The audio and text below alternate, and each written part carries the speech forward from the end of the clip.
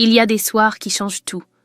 Ce soir-là, Camille attendait son mari au restaurant pour leur anniversaire de mariage. Il lui avait envoyé un message pour dire qu'il était encore au bureau. Il était assis à quelques mètres d'elle. Elle aurait pu se lever et tout briser en une seconde. Elle ne l'a pas fait. Et c'est là que tout a vraiment commencé.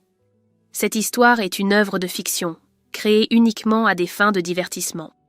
Ce soir-là, Camille reçut un message de son mari alors qu'elle était assise à quelques mètres de lui, sans le savoir.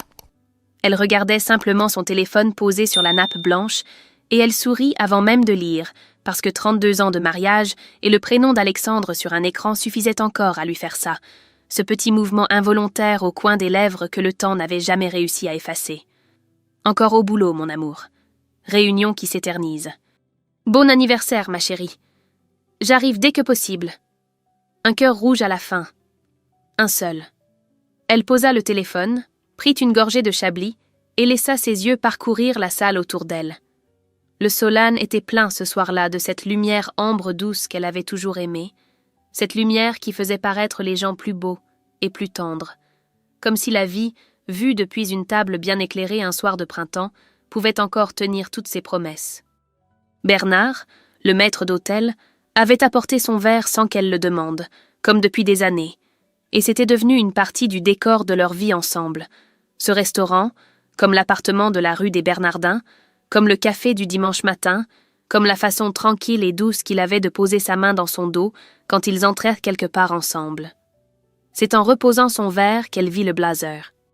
Accroché au porte-manteau près de l'entrée, Marine avec des boutons dorés qu'elle avait choisis elle-même 2 ans plus tôt dans un atelier du Marais, des boutons discrets avec ce petit motif en relief qui ressemblait à une encre marine et qu'elle avait trouvé si élégant qu'elle avait passé 20 minutes à les comparer avec d'autres avant de décider.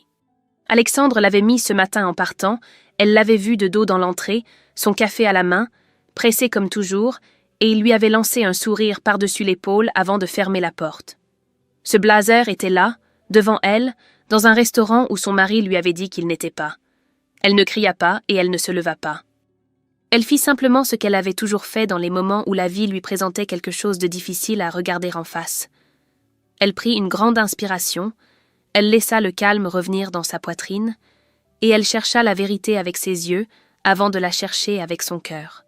Ses yeux parcoururent la salle lentement, de gauche à droite, avec cette patience tranquille des gens qui savent que ce qu'on cherche finit toujours par apparaître si on se donne le temps de regarder vraiment. Les tables du rez-de-chaussée étaient remplies de visages inconnus. Le bar central accueillait 2 hommes seuls qui ne regardaient nulle part en particulier. Et puis il y avait la mezzanine, ce niveau surélevé sur la droite, discret, légèrement dans l'ombre, qu'on oublie facilement quand on entre et qu'on cherche quelqu'un près de la porte. Alexandre était là. Assis au bar de la mezzanine, penché vers une femme aux cheveux sombres élégamment coiffés, épaule contre épaule avec lui, et ils riaient ensemble de ce rire qu'on ne partage pas avec les collègues, ni avec les clients, ni avec les gens qu'on voit par obligation, ce rire des gens qui se connaissent depuis longtemps dans l'ombre et qui ont construit quelque chose ensemble loin des regards, loin des nappes blanches et des anniversaires et des petits cœurs rouges envoyés par message à des femmes qui attendent seules à une table réservée depuis 32 ans. La main de la femme était posée sur l'avant-bras d'Alexandre et lui regardait cette main avec une tendresse tranquille, comme si c'était la chose la plus naturelle et la plus évidente du monde. Il l'embrassa. Pas furtivement, pas comme quelqu'un qui surveille les alentours et qui a peur d'être vu, mais avec la sérénité absolue de quelqu'un qui se croit seul au monde, qui a oublié que le monde existe au-delà de cette femme et de ce bar et de ce moment. Camille sentit quelque chose changer en elle, pas une douleur vive, pas une explosion, mais quelque chose de plus lent et de plus profond, comme quand une lumière qu'on croyait fixe se met à vaciller et qu'on comprend soudainement que l'obscurité était là depuis le début, juste derrière, et qu'on ne l'avait pas vue parce qu'on ne voulait pas la voir. Elle reposa les yeux sur son verre de chablis. Ses mains étaient immobiles sur la nappe. Dehors, Paris continuait son soir de mai sans rien savoir de ce qui venait de se briser à la table 7 du Solin. Elle se leva. Une main se posa doucement sur son bras et un homme se tenait à côté d'elle, la soixantaine bien portée, costume gris anthracite, regard calme et direct, le genre de regard qui a traversé suffisamment d'épreuves pour ne plus avoir besoin de se justifier. Il se pencha légèrement vers elle et parla à voix très basse, avec la précision tranquille de quelqu'un qui a attendu exactement le bon moment. « Ne bougez pas encore, madame. Je sais ce que vous venez de voir, et je sais aussi ce que vous ne savez pas encore. Cette femme là-haut avec votre mari a pris quelque chose qui vous appartient, quelque chose de bien plus précieux que cette soirée, et si vous me laissez vous expliquer, vous repartirez d'ici ce soir avec bien plus que ce que vous étiez venu chercher. » Camille le regarda longuement, sans bouger, sans parler, en cherchant dans ses yeux ce qu'on cherche toujours dans les yeux d'un inconnu qui arrive au mauvais moment avec les bonnes paroles. Une raison de faire confiance. Elle la trouva. Elle se rassit lentement, reprit son verre entre ses deux mains et attendit qu'il lui dise la suite. Il s'appelait Rodrigo. Il s'assit en face d'elle avec le naturel de quelqu'un qui a répété ce moment dans sa tête suffisamment de fois pour ne plus en avoir peur, posa ses deux mains à plat sur la nappe et la regarda sans détour, sans cette gêne qu'ont les gens quand ils apportent de mauvaises nouvelles à des inconnus. « Je connais cette femme, » dit-il. « Elle s'appelle Laure. Et il y a 2 ans, elle a fait à mon mariage exactement ce qu'elle est en train de faire au vôtre ce soir. » Camille ne répondit pas tout de suite. Elle le regardait avec cette attention calme qu'elle avait apprise en 30 années à observer les gens, à lire ce que les visages disent quand les mots ne suffisent plus, et ce qu'elle lisait sur le visage de cet homme n'était pas de la malveillance ni de la curiosité malsaine, mais quelque chose de plus simple et de plus lourd, la fatigue tranquille de quelqu'un qui a déjà tout perdu et qui n'a plus rien à perdre à dire la vérité. « Pourquoi vous êtes ici ce soir ?» demanda-t-elle enfin. Il sortit son téléphone, fit glisser quelques photos sur l'écran et le posa sur la table face à elle. La première image montrait Alexandre et Laure sortant ensemble d'un immeuble que Camille ne reconnut pas. Leurs silhouettes proches, leurs pas accordés comme ceux des gens qui ont l'habitude de marcher ensemble. La deuxième les montrait dans un café, penchés l'un vers l'autre par-dessus une petite table, souriant de ce sourire qu'on garde pour les moments qu'on ne raconte pas. La troisième était la plus difficile à regarder. Alexandre tenant la porte d'un appartement pour Laure, un geste si ordinaire et si intime à la fois qu'il en disait bien plus que n'importe quelle autre image. « Cet appartement, » dit Rodrigo doucement, « a été acheté il y a 8 mois. » Camille leva les yeux vers lui. « Acheté avec quoi ?»« Avec l'argent d'un compte que votre mari a ouvert seul, sans vous en parler, il y a un peu plus d'1 an. Un compte alimenté régulièrement depuis vos économies communes. » Le silence qui suivit fut long. Pas un silence de stupeur, pas un silence de colère, mais ce silence particulier qui arrive quand on comprend que ce qu'on vient d'entendre n'est pas une surprise absolue, que quelque chose quelque part au fond de soi le savait déjà, le sentait depuis un moment sans jamais oser lui donner un nom. Camille posa les yeux sur son verre, puis sur ses mains, puis sur les photos encore ouvertes sur le téléphone de Rodrigo. « Depuis combien de temps savez-vous tout ça ?» demanda-t-elle. « 3 mois. J'ai engagé un détective quand j'ai commencé à me douter que Laure voyait quelqu'un. Ce que j'ai découvert concernait votre mari autant que moi, et j'ai mis du temps à décider quoi faire de ces informations. Pourquoi ce soir ? » Il hésita une fraction de seconde, juste assez pour qu'elle voie que la réponse lui coûtait quelque chose. « Parce que ce soir, ils fêtent quelque chose là-haut. J'ai vu le message que Laure a envoyé ce matin à une amie. Ils pensent avoir tout réglé, tout sécurisé, et ils célèbrent ça pendant que vous attendez seul à cette table. » Camille regarda une dernière fois les photos, puis elle rendit le téléphone à Rodrigo avec un geste calme et précis, le geste de quelqu'un qui vient de prendre une décision importante sans avoir besoin d'y réfléchir davantage. « Qu'est-ce que vous proposez ?» dit-elle. Et pour la première fois depuis qu'il s'était assis en face d'elle, Rodrigo sourit, pas d'un sourire de satisfaction ni de vengeance, mais du sourire discret de quelqu'un qui attendait exactement cette question et qui sait que ce qui vient ensuite va tout changer. « Je propose qu'on ne fasse rien ce soir, » dit-il. « Je propose qu'on les laisse croire encore un peu que tout va bien, pendant que nous, madame, nous préparons la suite. » Camille hocha la tête lentement, appela Bernard d'un geste de la main et commanda une 2e coupe de chablis. Puis elle se retourna vers Rodrigo et dit simplement « Alors parlez-moi de Laure. Je veux tout savoir. » Dehors, Paris continuait son soir de mai. Et à la table 7 du Solane, quelque chose venait de commencer. Les jours qui suivirent cette soirée au Solin furent les plus étranges de la vie de Camille, parce qu'ils ressemblaient exactement à tous les autres jours et qu'ils n'y ressemblaient pas du tout. Elle se levait à la même heure, préparait le café, posait la tasse d'Alexandre sur le bord du comptoir comme elle l'avait fait des milliers de fois, et elle l'observait boire ce café debout près de la fenêtre, les yeux perdus sur les toits de Paris, sans savoir qu'elle l'observait différemment maintenant, avec cette attention nouvelle et douloureuse qu'on porte aux choses qu'on est en train de perdre. Il l'embrassait sur la joue avant de partir. Il lui disait à ce soir, il fermait la porte. Et Camille restait immobile quelques secondes dans le silence de l'appartement, les deux mains posées à plat sur le comptoir de la cuisine, à respirer calmement avant de commencer sa journée. Elle ne disait rien. Elle attendait. Rodrigo et elle s'étaient retrouvés 2 jours après le restaurant, dans une brasserie discrète du quartier latin. Une de ces adresses sans prétention, où les tables sont suffisamment espacées pour qu'on puisse parler sans être entendu. Il avait apporté une chemise cartonnée qu'il posa sur la table entre eux, avec la délicatesse de quelqu'un qui sait que ce qu'elle contient a le poids des choses irréversibles. « J'ai tout fait vérifier par un expert comptable indépendant, » dit-il. « Ce que vous allez voir est solide. » Camille ouvrit la chemise. Le premier document était un relevé de compte qu'elle ne connaissait pas, ouvert au nom d'Alexandre seul, 19 mois plus tôt, dans une banque différente de celle où ils avaient dans leur compte commun. Les mouvements étaient réguliers, méthodiques, jamais assez importants pour éveiller les soupçons, mais suffisamment fréquents pour représenter, au total, une somme qui lui coupa le souffle quand elle arriva au bas de la page. 64 000 € en 19 mois, prélevés par petites tranches sur leurs économies communes, transférés sur ce compte qu'elle n'avait jamais vu et dont elle ignorait l'existence. Elle tourna la page sans rien dire. Le deuxième document était un acte de propriété. Un appartement de 52 mètres carrés dans le 16e arrondissement, acheté 8 mois plus tôt au nom de Laure Vasseur, financé en grande partie par un virement provenant du compte secret d'Alexandre.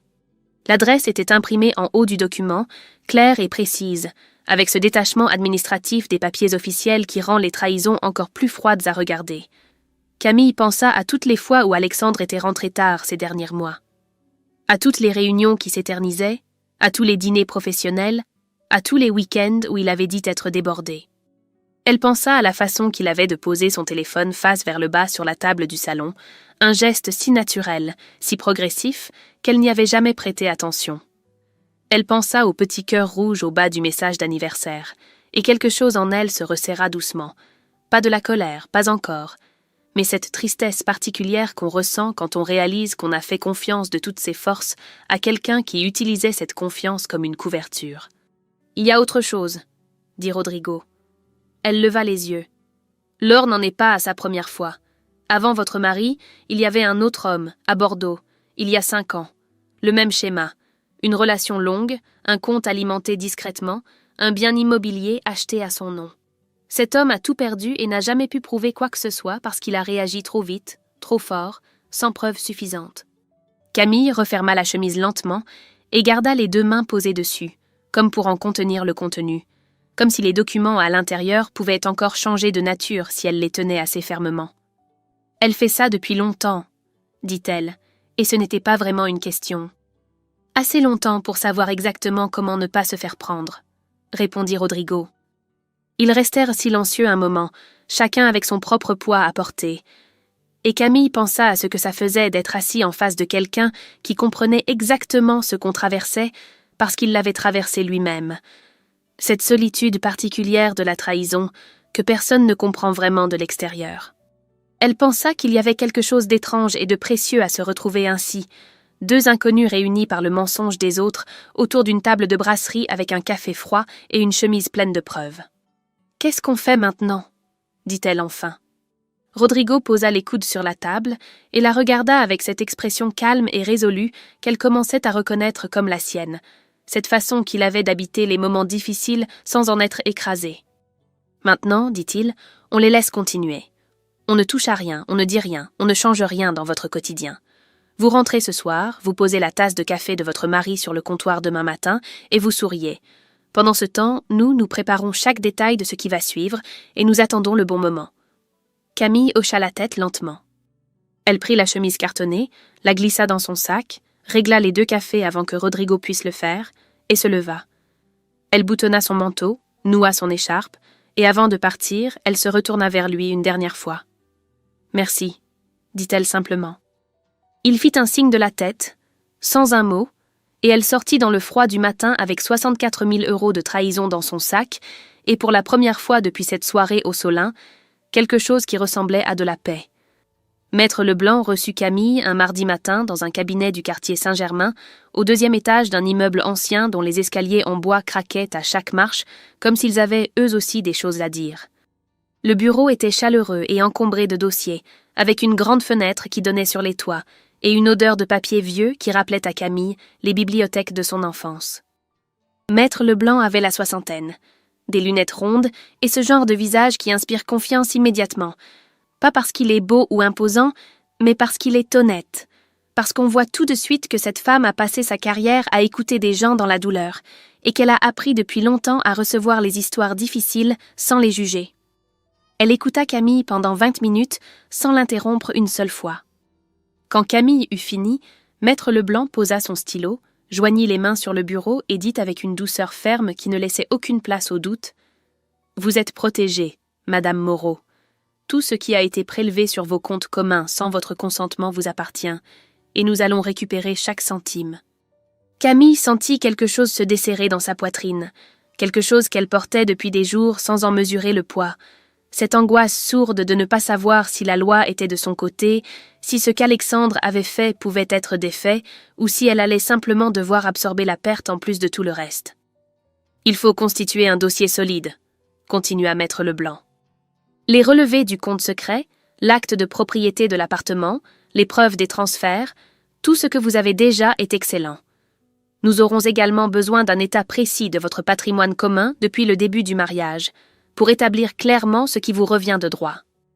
Elles travaillèrent ensemble pendant 2 heures ce matin-là, et Camille fut frappée par le calme méthodique de cette femme, par la façon qu'elle avait de transformer ce qui semblait être un chaos émotionnel en une série de démarches claires et précises, chaque problème devenant un point à régler, chaque trahison devenant une pièce à verser au dossier. Il y avait quelque chose de profondément rassurant dans cette approche, comme si la loi, avec toute sa froideur apparente, était en réalité la chose la plus humaine qu'on puisse opposer à l'injustice. En rentrant chez elle ce soir-là, Camille s'arrêta devant la porte de l'appartement et resta immobile quelques secondes dans le couloir, la main sur la poignée, à écouter le silence de l'autre côté. Alexandre n'était pas encore rentré. Elle entra, posa son sac sur la console de l'entrée et traversa le salon jusqu'à la fenêtre qui donnait sur les toits de Paris dans la lumière du soir. Elle appela sa fille. Inès avait 30 ans et vivait à Lyon depuis 3 ans avec son compagnon. Elles se parlaient 2 fois par semaine, le mercredi soir et le dimanche matin, avec cette régularité douce qui est la forme que prend l'amour entre une mère et une fille adulte quand tout va bien. Camille ne lui dit pas tout. Elle ne lui dit pas les photos, ni le compte secret, ni l'appartement du 16e. Mais elle lui dit « Je voulais juste entendre ta voix ce soir. » Il y eut un silence sur la ligne, ce silence particulier des enfants qui connaissent leur mère mieux qu'elle ne le croit, et Inès dit doucement « Ça va, maman ?»« Ça va, » dit Camille. « Je suis juste un peu fatiguée. »« Tu es sûre ?»« Oui. »« Dis-moi comment tu vas, toi. » Inès parla pendant 20 minutes de son travail, de son compagnon, d'un week-end qu'il projetait en Bretagne, et Camille écouta avec ce plaisir tranquille qu'on a à entendre la vie des gens qu'on aime quand la sienne est temporairement suspendue. Quand elle raccrocha, elle se sentait un peu plus légère, pas parce que les problèmes avaient changé, mais parce que certaines voix ont ce pouvoir-là, celui de rappeler qu'il existe au-delà de la trahison et des dossiers et des comptes secrets, un monde qui continue, des gens qui vous aiment simplement, des week-ends en Bretagne qui n'appartiennent à personne d'autre. Alexandre rentra à 22 heures, l'air détendu, avec cette aisance des gens qui ont passé une bonne soirée et qui n'ont aucune raison de s'en cacher parce qu'ils pensent que personne ne sait.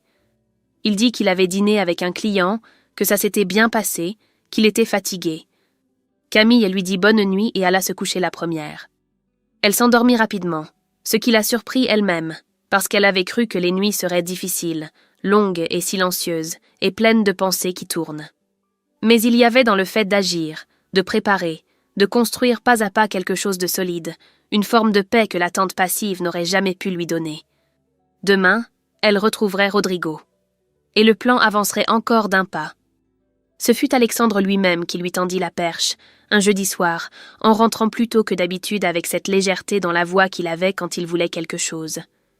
Il s'assit en face d'elle à la table de la cuisine, se versa un verre d'eau et dit avec ce ton faussement désinvolte qu'elle connaissait depuis 32 ans Il y a une opportunité d'investissement intéressante en ce moment, un placement à court terme, très sécurisé, avec un rendement correct. Je pensais qu'on pourrait y mettre une partie de nos économies. Camille leva les yeux de son livre. « Quel type de placement ?» dit-elle. « Une société de gestion patrimoniale. Des gens sérieux, recommandés par un collègue. Il faudrait juste signer quelques documents pour autoriser le transfert depuis notre compte joint. » Elle le regarda quelques secondes, cet homme assis en face d'elle avec son verre d'eau et son air de mari ordinaire qui parle d'argent après le dîner, et elle pensa à Maître Leblanc, à Rodrigo, à la chemise cartonnée dans le tiroir de son bureau, à 64 000 € qui avaient disparu en 19 mois, par petites tranches silencieuses. Elle pensa à tout ça et elle sourit. « Bien sûr, » dit-elle. « Tu as confiance en ces gens ? » ?»« Complètement. »« Alors j'ai confiance aussi. Montre-moi les documents quand tu les auras. » Alexandre hocha la tête avec ce sourire légèrement soulagé des gens qui s'attendaient à une résistance et qui n'en trouvent pas, et il changea de sujet, parla de la météo du week-end, du film qu'il avait envie de voir, de choses ordinaires et légères, et Camille répondit à tout ça avec la même tranquillité, la même présence attentive, sans que rien dans son visage ni dans sa voix ne laisse voir ce qu'elle savait. Quand il alla se coucher, elle resta seule à la table encore un moment, les mains posées à plat sur la toile cirée, et elle pensa que c'était une chose étrange et difficile que de regarder quelqu'un qu'on a aimé profondément se servir de cette confiance qu'on lui a donnée librement comme d'un outil, avec une habileté si tranquille qu'il n'en avait même plus conscience. Le lendemain matin, elle envoya un message à Maître Leblanc. L'avocate répondit en moins d'1 heure. Signez si les documents sont légaux et ne comportent aucune clause abusive, chaque signature sera une preuve supplémentaire de sa manœuvre, et nous en aurons besoin. Camille lut ce message 2 fois, le supprima et rangea son téléphone dans sa poche avec la satisfaction froide de quelqu'un qui vient de poser la dernière pièce d'un mécanisme qu'elle a construit patiemment et qui est maintenant prêt à fonctionner. Elle retrouva Rodrigo cet après-midi-là dans la même brasserie du quartier latin. Il avait l'air plus reposé que les fois précédentes, comme si la progression du plan lui rendait quelque chose qu'il avait perdu, cette sensation d'avoir prise sur les choses qui disparaît quand on est trahi et qu'on ne comprend pas encore ce qui vous est arrivé. « Le dossier est complet, » dit-il, en posant une nouvelle chemise sur la table. L'expert comptable a terminé son rapport. Chaque transfert est documenté, chaque date est vérifiée, chaque somme est tracée depuis nos comptes communs jusqu'au compte secret et jusqu'à l'appartement. C'est solide. « Et l'or ?» dit Camille. Elle ne se doute de rien. J'ai vérifié discrètement auprès de connaissances communes. Elle est sereine, confiante, convaincue que tout est en ordre.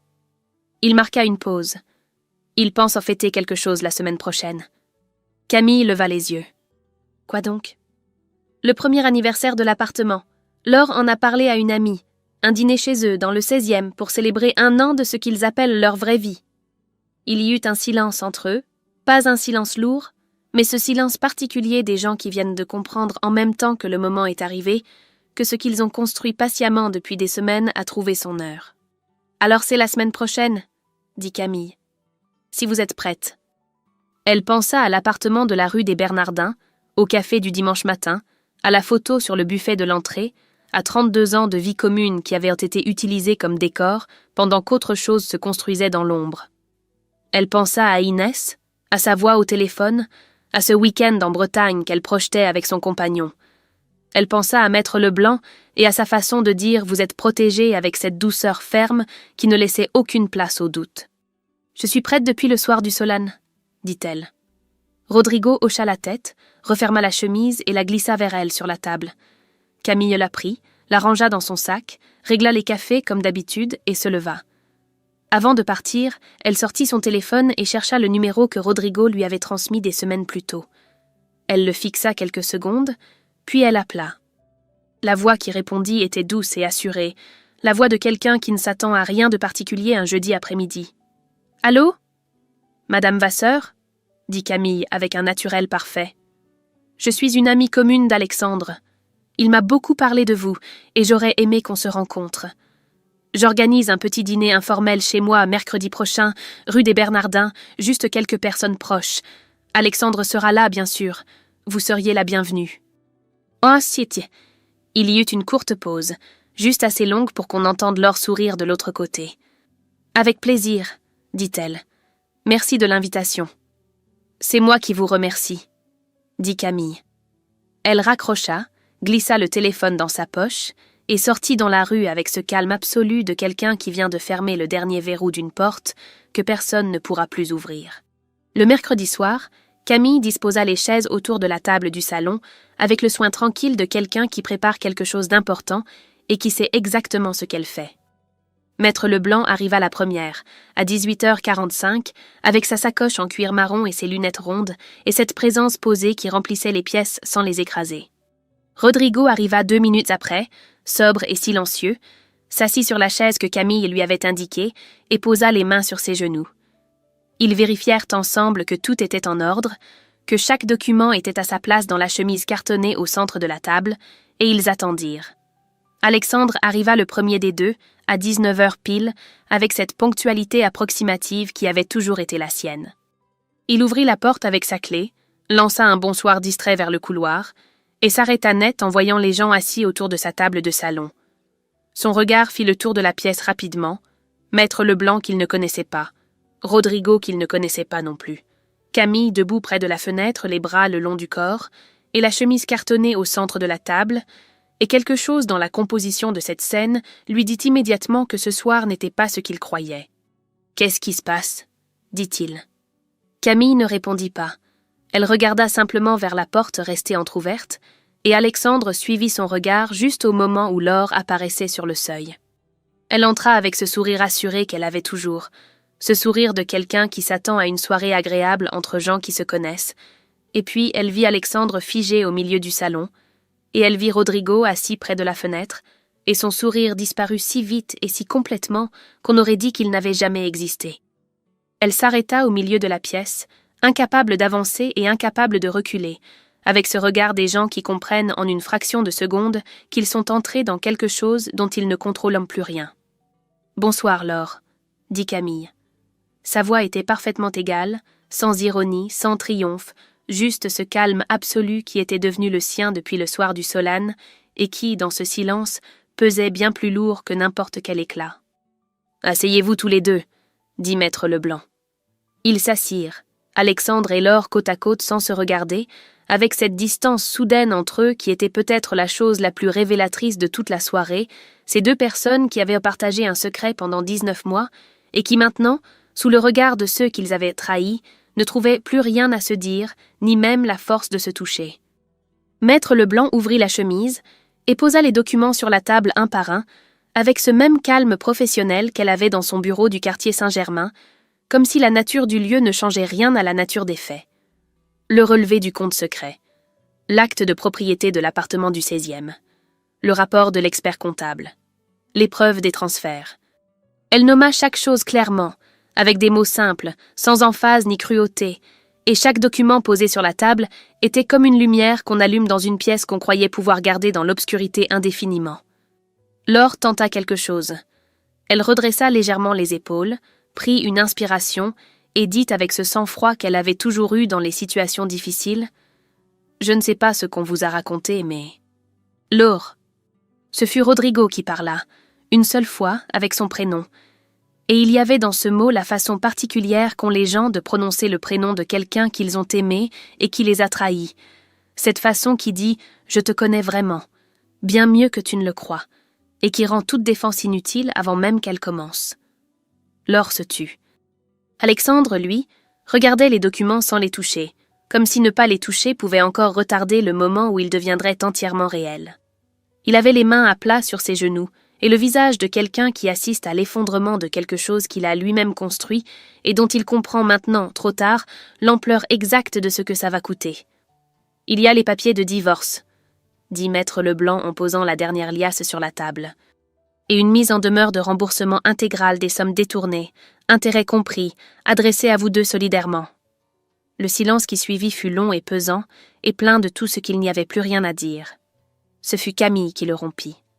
Elle s'avança lentement vers la table, prit la chemise cartonnée vide, la plia soigneusement et la glissa sous son bras, et elle regarda Alexandre et Laure l'un après l'autre, longuement, avec cette attention tranquille et définitive de quelqu'un qui voit les choses telles qu'elles sont pour la première et la dernière fois en même temps. « Vous avez cru que personne ne regardait ?» dit-elle. « Vous avez eu tort. » Elle prit son manteau sur le dossier de sa chaise, le boutonna lentement, noua son écharpe et se dirigea vers la porte. Elle s'arrêta une dernière fois sur le seuil, se retourna vers eux une seule fois et dit avec une douceur qui était peut-être la chose la plus dévastatrice de toute la soirée, « Bonne nuit ». La porte se ferma derrière elle avec un claquement doux et définitif, et dans le couloir, Rodrigo la rejoignit en silence, et ils descendirent les escaliers ensemble sans dire un mot. Et quand ils sortirent dans la rue le soir de Paris, les accueillit avec cette indifférence magnifique qu'ont les grandes villes pour les petites et les grandes tragédies humaines. Camille respira l'air frais et leva les yeux vers le ciel. « C'est fini », dit-elle simplement. « Oui », dit Rodrigo. Et ils marchèrent. Les choses se défont toujours plus vite qu'elles ne se construisent.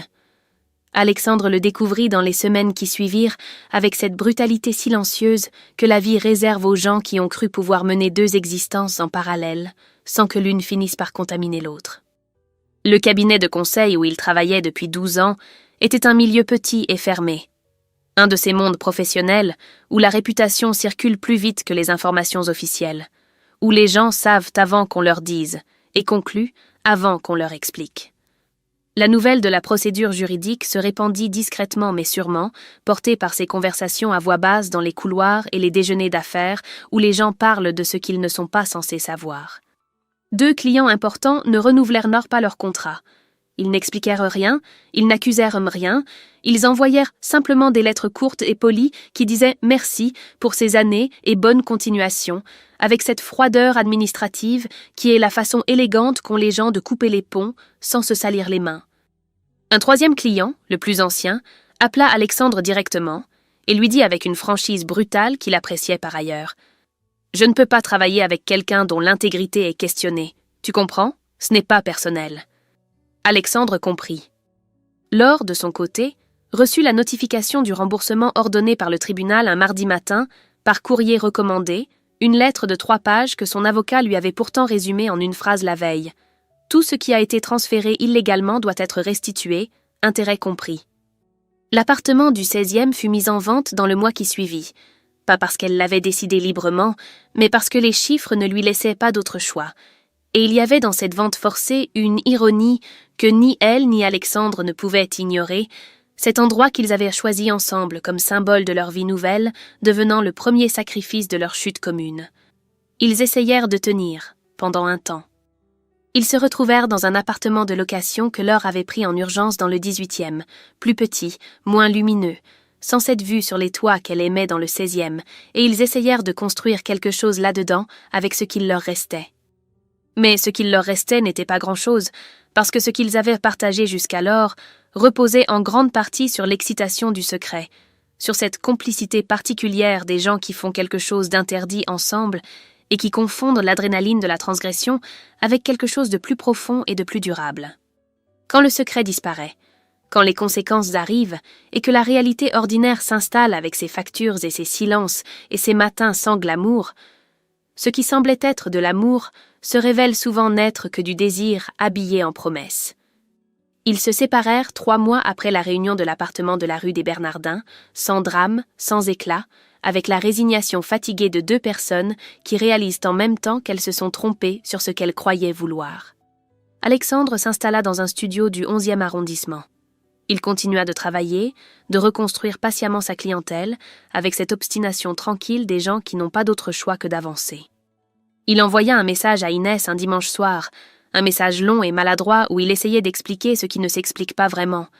Et Inès ne répondit pas ce soir-là ni le lendemain, et quand elle répondit enfin 3 semaines plus tard, ce fut avec des mots brefs et polis qui disaient « Je reçois ce que tu m'écris, et j'ai besoin de temps ». Et Alexandre sut que ce temps-là serait long et qu'il n'avait que lui-même à remercier pour ça. Laure quitta Paris au printemps. Elle alla s'installer en Normandie, dans la maison de famille de sa mère, et elle se mit à écrire un blog de cuisine qu'elle alimentait 2 ou 3 fois par semaine, avec des recettes simples et des photos de paysages normands. Ce n'était pas l'existence brillante et libre qu'elle avait imaginée en signant l'acte de propriété de l'appartement du 16e 1 an plus tôt, mais c'était une existence, et il y avait dans cette modestie contrainte quelque chose qui ressemblait peut-être de loin à un début de sagesse. Maître Leblanc l'appela un vendredi matin, à 9h, avec cette voix posée et précise qui était toujours la sienne, mais dans laquelle Camille perçut ce matin-là quelque chose de légèrement différent, une chaleur discrète, le ton de quelqu'un qui annonce une bonne nouvelle en essayant de rester professionnel. « C'est terminé, Madame Moreau, le jugement a été rendu hier soir. Les remboursements sont ordonnés, le divorce est prononcé, et chaque centime qui vous appartient vous sera restitué dans les 6 semaines. » Camille resta silencieuse quelques secondes, le téléphone contre l'oreille, debout dans sa cuisine avec son café du matin encore chaud entre les mains. « Merci, dit-elle. C'est vous qui avez fait le travail, dit Maître Leblanc doucement. Moi, je n'ai fait que l'accompagner. Elle raccrocha et posa le téléphone sur le comptoir. Par la fenêtre ouverte entrait l'air du matin, avec cette odeur de Paris au printemps qu'elle aimait depuis toujours. Et elle resta immobile un long moment à regarder les toits et le ciel clair. Et puis quelque chose se dénoua en elle, doucement, comme un nœud qu'on a porté si longtemps qu'on avait oublié qu'il était là. Et elle sourit, vraiment sourit, le premier sourire depuis des mois qui ne servait à rien d'autre qu'à être un sourire. Elle appela Inès. Sa fille décrocha à la 2e sonnerie avec cette voix encore légèrement ensommeillée du vendredi matin. Et quand Camille lui dit simplement « C'est fini, ma chérie, tout est réglé », il y eut un silence sur la ligne. Et puis Inès dit « Oh maman !» avec une voix qui n'était plus du tout ensommeillée. Et Camille entendit dans ces 2 mots toute l'attention que sa fille avait portée elle aussi pendant ces mois sans jamais se plaindre. Cette façon silencieuse et loyale qu'ont les enfants d'accompagner leurs parents dans les épreuves sans leur dire à quel point ça leur coûte aussi. « Je monte ce week-end, » dit Inès. « Je t'attendrai avec une tarte aux abricots, » dit Camille. Elle raccrocha et finit son café, et puis elle fit quelque chose qu'elle n'avait pas fait depuis longtemps, quelque chose de simple et de presque enfantin. Elle mit de la musique dans l'appartement, pas fort, juste assez pour remplir le silence des pièces, et elle ouvrit toutes les fenêtres en grand pour laisser entrer le printemps, et elle passa la matinée à ranger, à aérer, à laisser la lumière entrer partout où elle voulait aller. Dans l'après-midi, elle envoya un message à Rodrigo. 4 mots seulement. C'est fini. Bien terminé. Il répondit en moins d'1 minute, avec ces mêmes 4 mots renvoyés dans l'autre sens. Bien terminé. À bientôt. Camille sourit une 2e fois, posa le téléphone, et retourna à sa fenêtre regarder Paris, qui continuait son vendredi de printemps sans se préoccuper de rien, magnifique et indifférent et éternel, comme elle l'avait toujours aimé. La justice, quand elle arrive, n'est presque jamais spectaculaire. Elle ressemble plutôt à ça.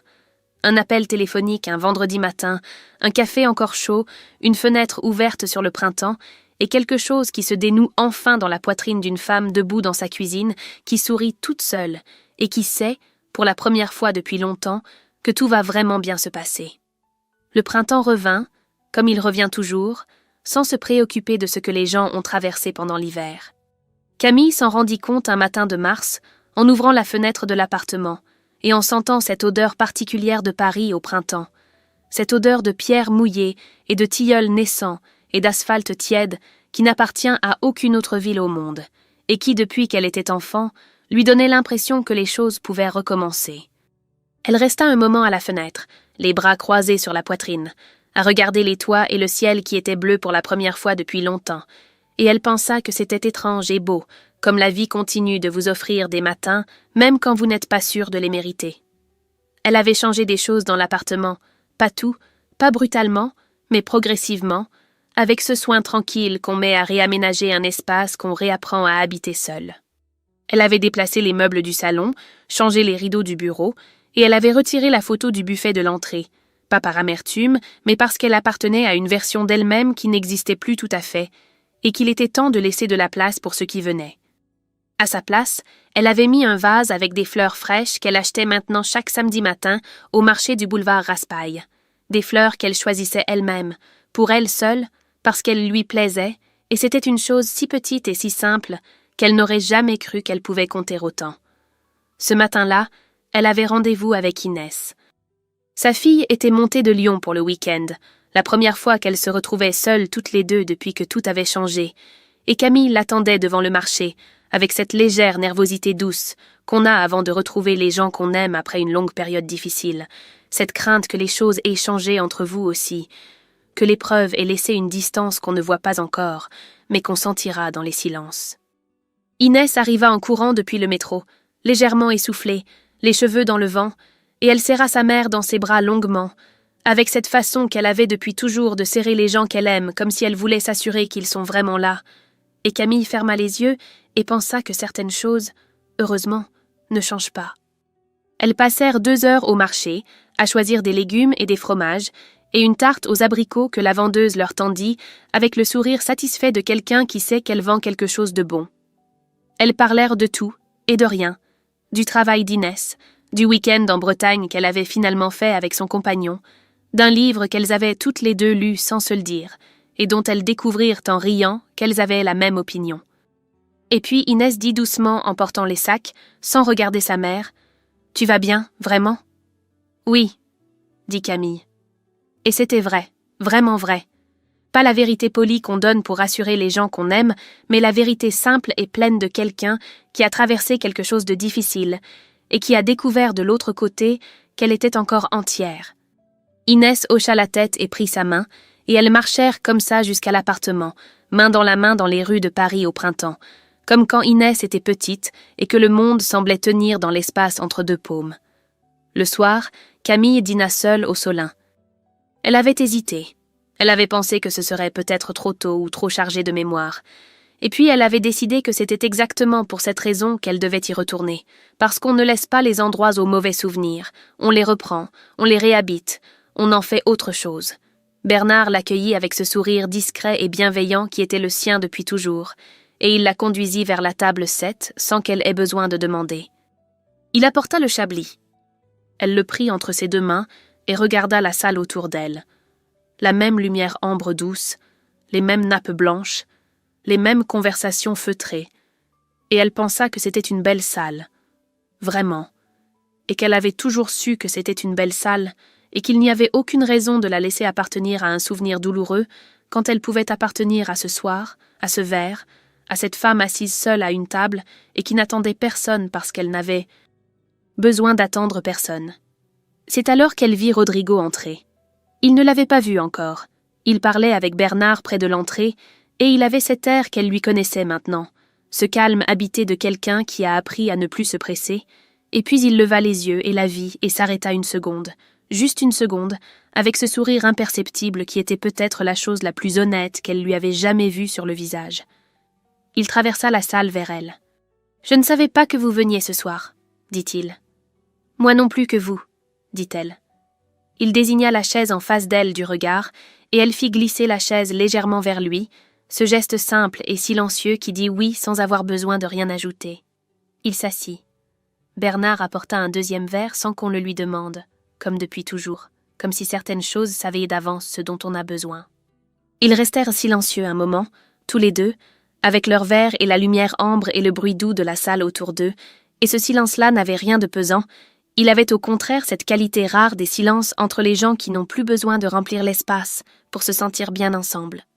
Dehors, Paris continuait son soir de printemps, indifférent et magnifique, comme il l'avait toujours fait et comme il le ferait toujours, pour tous ceux qui avaient le courage de recommencer. Voilà pour l'histoire de Camille. Une femme qui aurait pu tout briser en 1 seconde et qui a choisi la patience, la dignité et la vérité. Est-ce qu'elle a bien fait d'attendre ? Auriez-vous fait la même chose à sa place ?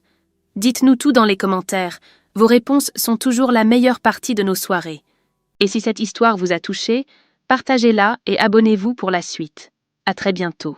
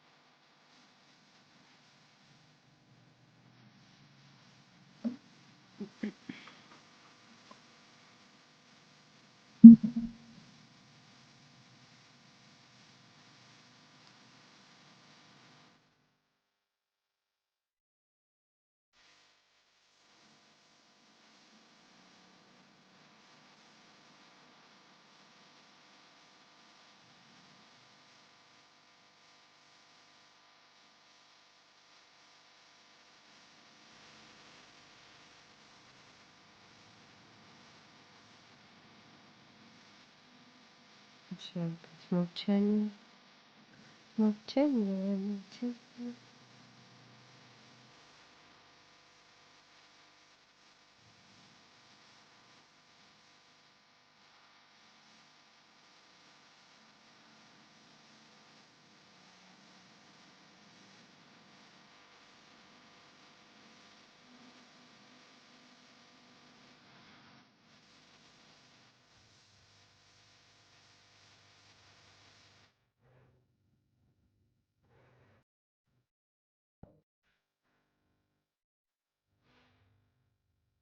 Там-то там за пределами данных ламповых стримов. Была заплаточена сектора сета, находилась на какой-то плоский разряд деструктивного поведения, что стримеров, что зрителей. Ай, да уж.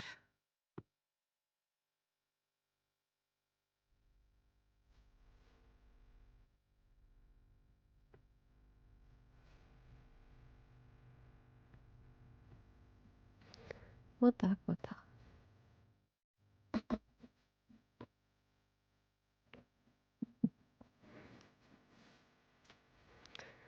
Смотрят ребята всяких там людей популярных. А к маленьким стримерам даже не заходят. Привет. Привет, Мудайт. Я из Оренбургской области.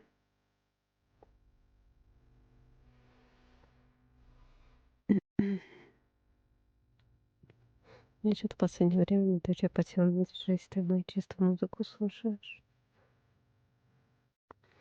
Ну, не знаю. Мне это как-то не очень прикольно. А ты откуда, Мулайт?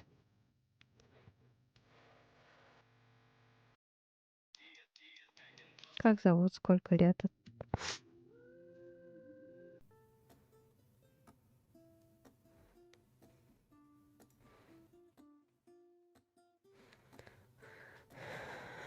Команда играет.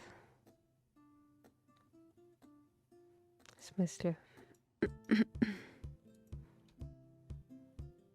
Российской премьер-лиги? Премьер-лиги?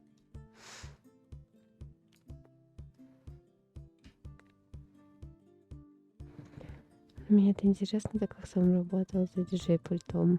Ага, вот оно шо. Я понял.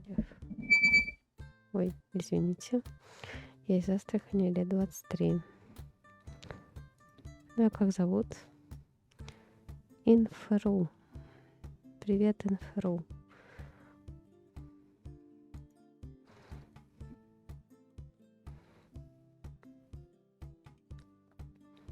Меня зовут Станислава, Стеша, как тебе удобнее. Мне 26. Кира. Ох ты еще и девочка. Ничего себе. Ну, приятно познакомиться.